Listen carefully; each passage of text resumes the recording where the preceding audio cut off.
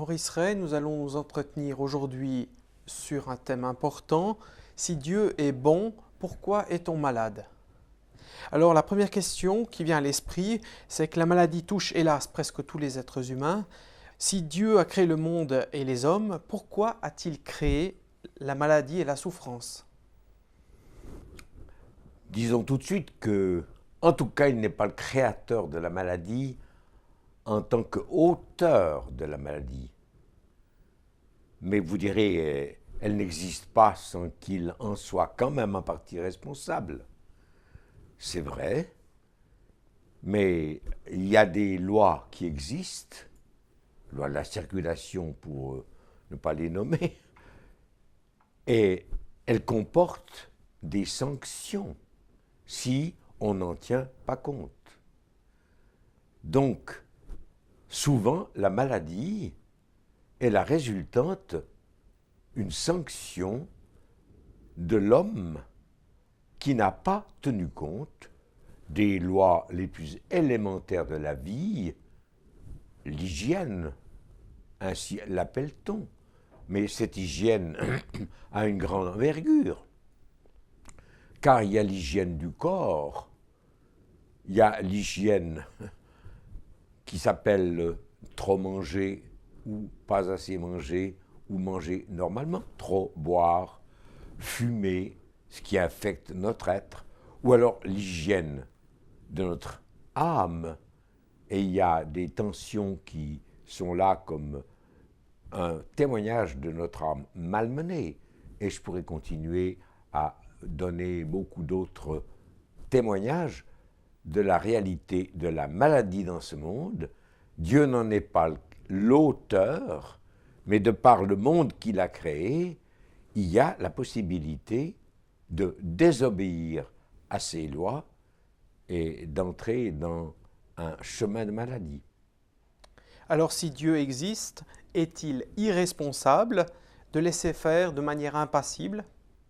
Alors impassible est le pire vocabulaire qu'on puisse attribuer à Dieu, mais je comprends qu'on l'emploie parce que dans la maladie, des gens ont l'impression d'être abandonnés, d'être livrés au pouvoir de la maladie.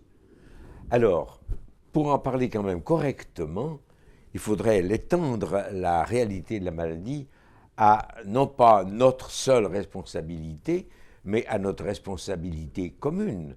D'abord, nous avons souvent, héréditairement parlant, une faiblesse de santé, qu'elle soit corporelle ou spirituelle, ou d'ordre mental ou psychique, qui tiennent l'ensemble de ces considérations à l'hérédité que nous avons reçue. Nous n'avons pas choisi nos parents, et il arrive qu'au travers des générations, on découvre qu'on est affecté d'une infirmité qui caractérise notre génération. Je connaissais une famille dans laquelle l'arrière-grand-père, le grand-père et le père se sont suicidés. Et il y a là une logique inscrite, est-ce qu'on dirait dans leur gène, en tout cas dans leur esprit, qui les a conduits les uns après les autres à se détruire. Et quand on pense à la tuberculose et aux soins qu'il a fallu prendre pour qu'on n'infecte pas les enfants, ou maladies qu'on connaît comme le sida et autres belles démonstrations de ce que devient l'homme quand il n'est pas fidèle à la volonté de Dieu. Et puis quand même, disons-le, il y a notre indiscipline. C'est facile de dire mes parents. C'est facile de dire les autres, car il arrive que les autres soient fauteurs par accident ou par l'infection qu'ils répandent autour d'eux, par leur respiration, leur souffle. C'est pas pour rien qu'on mettait hors d'état de nuire les tuberculeux. La simple respiration pouvait infecter les autres. Et on pourrait nommer beaucoup d'autres réalités, mais ce que je voulais souligner, c'est qu'on est soi-même responsable, très souvent, de nos maladies, dans la manière de vivre notre vie, je ne dis pas en hostilité, mais pour le moins en désobéissance, en opposition à ce que Dieu a écrit en nous créant, car il ne nous a pas créés pour être malades, mais nous le devenons lorsque nous abusons ou ne tenons pas compte de ce qu'il a voulu et que nous connaissons bien dans les lois d'hygiène, qu'elles soient physiques, psychiques ou mentales. Mais est-ce que Dieu n'aurait pas pu éviter ces maladies et ces souffrances qui en résultent? Bien sûr. Alors, les éviter, ce serait nous créer de telle manière que nous ne puissions pas nous écarter de la ligne qu'il aurait tracée. Pardonnez-moi, un véhicule comme le train ne peut pas s'écarter de la ligne qu'on lui a tracée. Mais nous ne sommes pas des trains, nous ne sommes pas des locomotives, même si parfois on en a la caricature inscrite dans nos vies. Mais Dieu nous a créés pour nous apprendre à responsabiliser notre existence dans la liberté qu'il nous donne. Donc, nous responsabilisant dans la conduite de notre vie, il ne pouvait éviter que nous puissions lui désobéir et toucher nous-mêmes à notre santé, nous rendre nous-mêmes malades.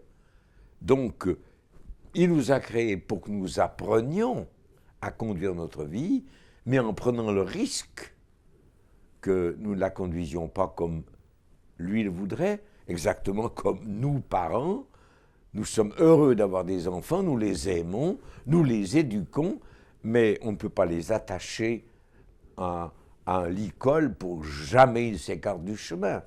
On les responsabilise en leur disant, mais essaye de vivre selon l'enseignement qu'on te donne, parce que tu vas souffrir de ne pas les suivre. Quand la mère dit à un petit enfant, ne touche pas le fourneau, tu vas te brûler, il va se brûler s'il le touche. Et il va apprendre par là qu'il y a des désobéissances qui payent. Nous parlons de maladies, mais est-ce que Dieu peut guérir les malades?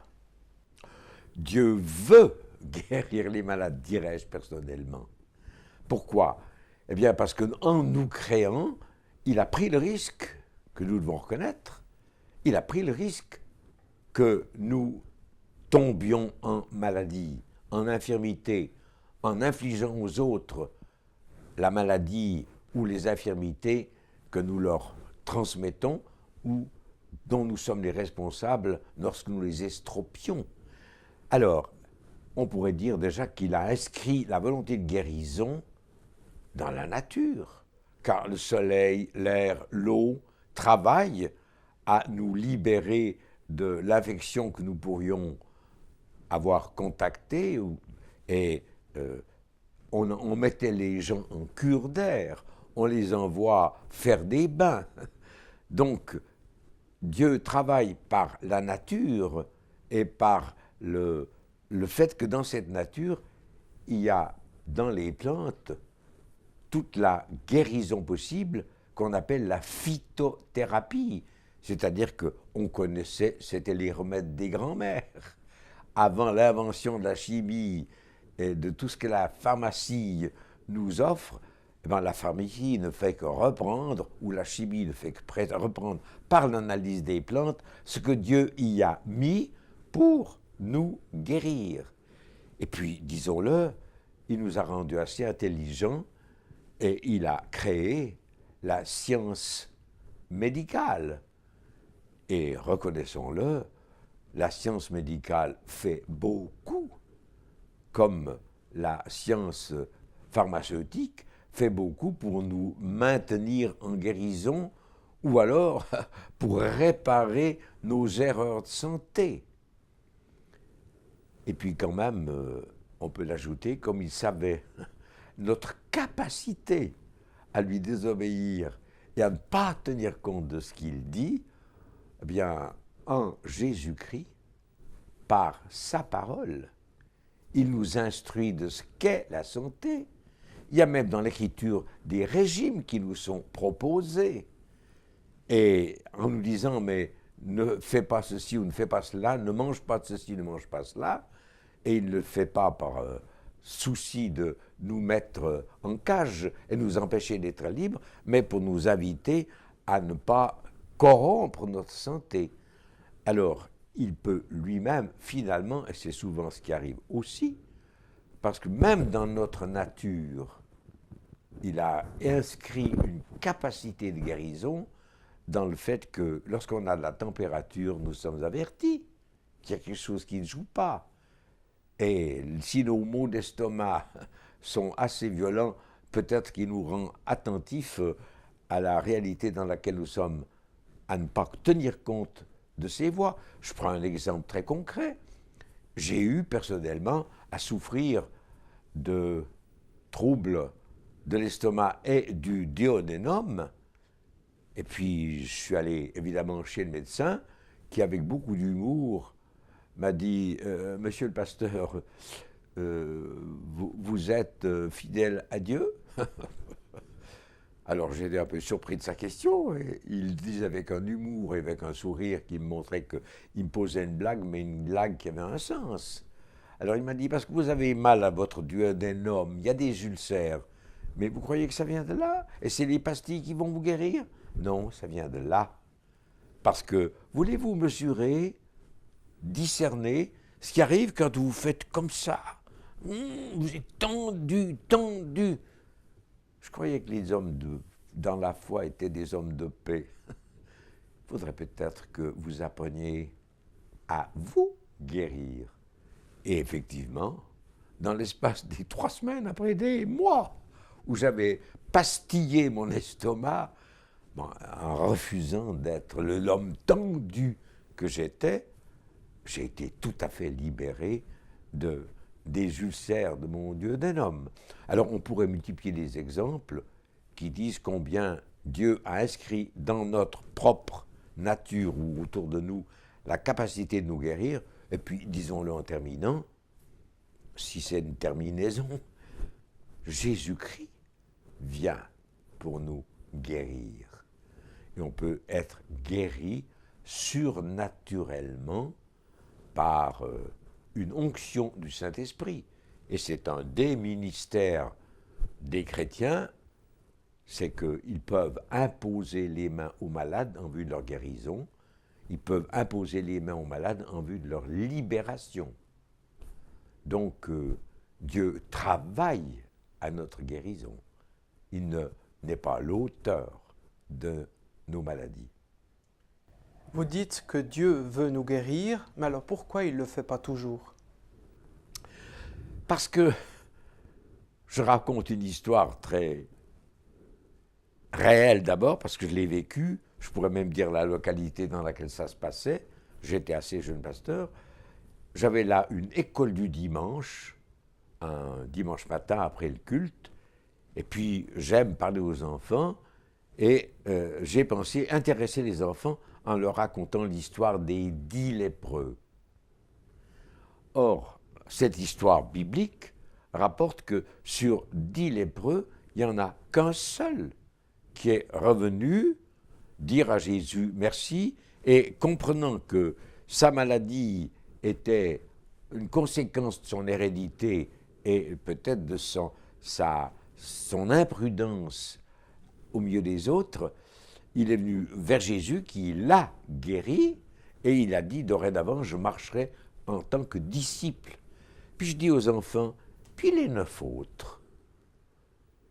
Alors il y a eu un moment de silence, et j'ajoute pour que vous compreniez bien la réponse de l'enfant, c'était dans une localité dans laquelle il y a beaucoup de bistrots, parce que c'était un lieu de foire, et puis un enfant lève la main.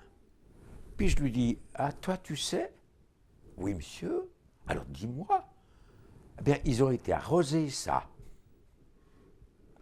Alors, éclat de rire de ma part, mais j'ai dit, si tu savais comme tu dis l'évangile, parce que c'est bien ça, on veut bien être guéri, mais on ne veut pas prendre la responsabilité de le rester.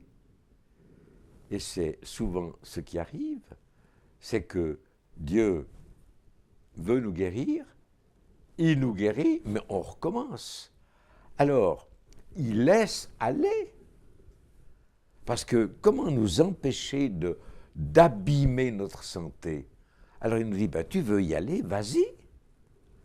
Il nous laisse aller pour que dans la maladie, nous découvrions notre stupidité, notre manque de conscience ou de raisonnement, et que nous cessions de nous prendre en pitié parce que les choses ne vont pas, alors qu'elles ne vont pas, et au lieu d'en accuser Dieu, Dieu nous dit, mais si tu regardais dans le miroir qui tu es et comment tu vis, peut-être que tu te plaindrais un peu moins d'être malade.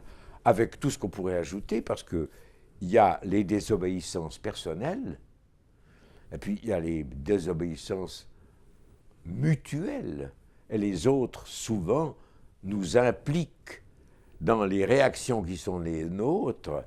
Il y a même un texte qui dit « ne te mets pas en colère, ne te couche pas sur ta colère, parce que tu vas donner prise au diable ». Et en effet, l'auteur de la maladie, c'est l'homme en ce qu'il transgresse la loi, mais il y est invité, conduit, souvent même contraint, astreint par le prince de ce monde qui le rend malade. Donc Dieu vient nous avertir, et merci, parce que même si c'est le diable qui nous a induits dans cette fausse vie, on peut en être libéré. Donc, la Bible peut dire, le diable fait une œuvre qui le trompe, parce qu'en effet, si je réfléchis à ce qui m'arrive, et si c'est même le diable qui a pris une certaine autorité, pour ne pas dire une certaine mainmise sur ma vie, je peux en être libéré. Et par là même, ayant appris comment conduire ma vie, ayant appris le chemin de la santé, je vais être dorénavant celui qui vit selon la volonté de Dieu, ce qu'on appelle, c'est un langage évangélique qu'on ne comprend pas toujours, en sainteté. En santé et en sainteté. La santé étant celle du corps, la sainteté étant celle de l'âme et de l'esprit. Oui, mais vous avez parlé de maladies physiques, mais qu'en est-il des maladies psychologiques et psychosomatiques? Alors j'aime bien le mot psychosomatique, d'abord parce que ça nous montre à quel point notre corps est la caisse de résonance de notre âme.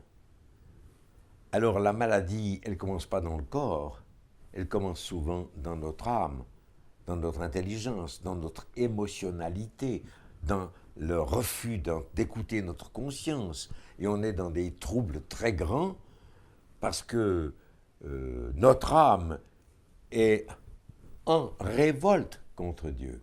Alors je prends un exemple. J'ai souvenir d'un homme qui était marqué par la dépression, qui est une maladie bien connue et de plus en plus connue. Alors, on cherche à la guérir et la psychiatrie vient au secours de cette maladie qui s'appelle la dépression, la névrose, comme on dit aussi, parce qu'il n'y a pas que la dépression, il y a tout ce que le recouvre le mot de névrose. Et c'est psychosomatique, parce que le corps manifeste les maladies de notre âme, et il en est de très nombreuses dans notre âme. Alors pour revenir à mon homme, je l'ai accueilli, j'ai cherché avec lui, parce que je mets en pratique ce que je viens de dire. Quelle est ma responsabilité dans la maladie qui est la mienne? C'est trop facile de dire je cours chez le pharmacien ou chez le médecin, mais peut-être que le pharmacien et le médecin, comme celui que j'avais consulté, m'a dit et là, c'est là-haut que ça ne va pas, c'est pas là. Donc, il faut réfléchir au jour où nous sommes malades, au jour du malheur. Réfléchis, dit l'Écriture. Alors, j'ai soigné cet homme du mieux que je pouvais, qui était dans la dépression, et puis quand même, je me heurtais à une récidive fréquente. Alors, il avait dans sa vie des hauts et des bas, comme on dit.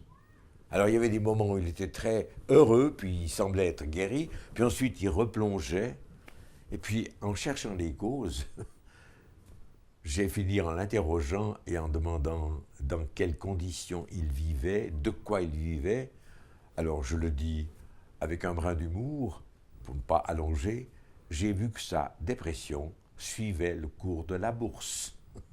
Donc, quand elle était en haut, il était très en haut. Quand elle était tout en bas, il était tout en bas.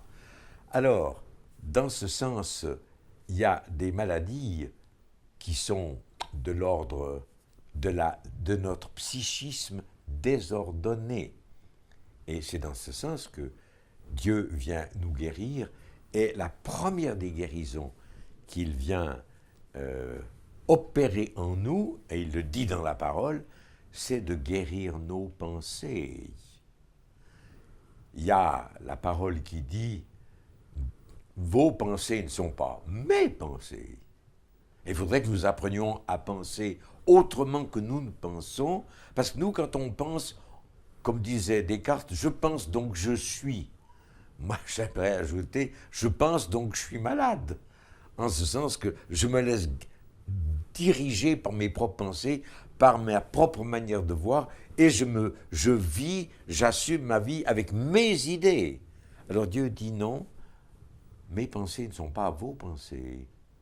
Autant les cieux sont éloignés de la terre, autant mes pensées sont éloignées des vôtres. Donc il faudrait que vous appreniez pour vous guérir dans votre entendement le plus profond, conscient, subconscient, âme, esprit, réaction, sentiment. Il faudrait que j'apprenne quelle est la pensée de Dieu. Or, j'avais dans ma paroisse une monitrice remarquable qui apprenait chaque dimanche aux enfants une parole biblique qu'ils devaient réciter la semaine suivante. Alors, elle avait appris aux enfants la pensée du Ésaïe 55, que je viens de citer. Mes pensées ne sont pas vos pensées, mes voix ne sont pas vos voix. Et il voulait par là, par ce texte, je ne continue pas l'histoire d'Ésaïe dans ce chapitre 55, mais il voulait par là nous apprendre qu'il faut changer de pensée. Et puis, le dimanche suivant, elle interroge les enfants, et le premier qui est interrogé, il a demandé à pouvoir le faire. Alors, elle lui dit, écoute, j'écoute, tu as appris par cœur, oui, mademoiselle, je t'écoute. Mes pensées ne sont pas vos pensées, mes capucines ne sont pas vos capucines. Alors, quand la monitrice éclatant de rire, elle vient me dire, voilà, comment il a appris son verset biblique. Je lui ai répondu, tu sais, la vérité sort de la bouche des enfants. Parce que Dieu sait si Dieu a des pensées qu'il nous communique, et Dieu sait s'il y a des capucines que nous opposons à ces pensées. Et on vit avec nos capucines qui prennent très vite la vermine, si vous connaissez les capucines, tandis que les pensées de Dieu, elles ne prennent pas la vermine. Quant à ceux qui ne sauraient pas ce que c'est que des capucines, ce sont de très jolies fleurs, à la fois mauves et rouges, que l'on trouve beaucoup chez nous et qui prennent pied et vie quand le printemps est venu. On les cultive, on les met sur des fenêtres. C'est une très jolie fleur qui n'a pas grand parfum, mais qui est jolie à voir. En conclusion, est-ce qu'on peut dire qu'on vit le monde qu'on se crée ? Oui, en conclusion, on peut dire qu'on vit le monde qu'on se crée, mais est-ce qu'en conclusion, on pourrait peut-être appeler les auditeurs à vivre non pas le monde qu'ils se créent, mais à vivre selon la pensée que Dieu veut leur communiquer, selon la sagesse qu'il voudrait les voir accepter, et selon un style de vie qui serait tel que, en fait, comme Dieu le dit, il y a un chemin, une vérité et une vie. Mais, peut-être qu'un auditeur me répondrait, oui, mais il y a des chrétiens engagés dans la vie sainte que Dieu leur donne, et puis qui restent des infirmes, qui sont atteints encore par des maladies. On pourrait en nommer beaucoup. On pourrait nommer Johnny, connu par sa biographie, qui a eu un accident qui l'a laissé dans un fauteuil pour sa vie. On pourrait nommer Corrie ten Boom, qui était une missionnaire formidable, qui a vécu dans les camps de concentration, qui a pardonné à ses bourreaux, qui a été une missionnaire extraordinaire, et puis elle est restée 5 ans paralysée par une attaque, ne pouvant plus parler, plus bouger, il n'y avait plus que ses yeux. Alors, pourquoi est-ce que Dieu permet cela? Bon, l'apôtre Paul le dit, lui aussi, il a été éprouvé de tellement de manières, parce que on atteste à ceux qui sont éprouvés que même là, on ne se laisse pas atteindre par le doute, et par le doute œuvre du diable. Dieu se glorifie dans notre infirmité. Et l'histoire de la Bible la plus belle pour le raconter, c'est l'histoire de Job. Attaqué par le diable, dépouillé, malheureux, voyant tout se tourner contre lui, et qui reste ferme, et qui est, à la fin de sa vie, rétabli, comme nous le serons, nous, au-delà de notre existence terrestre, rétabli dans notre vraie prédestination.